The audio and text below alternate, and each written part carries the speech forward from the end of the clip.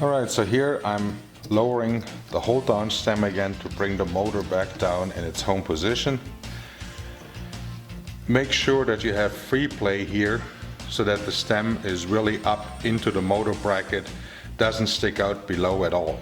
Otherwise the motor carriage cannot go all the way down and your motor will keep running because you're not triggering the switch. So make sure you've got some play.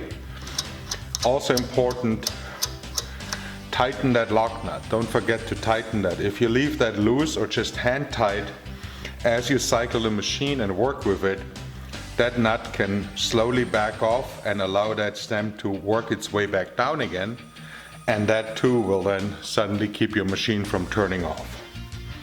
So tighten it by hand, 13mm wrench, snug it up, and you're good to go.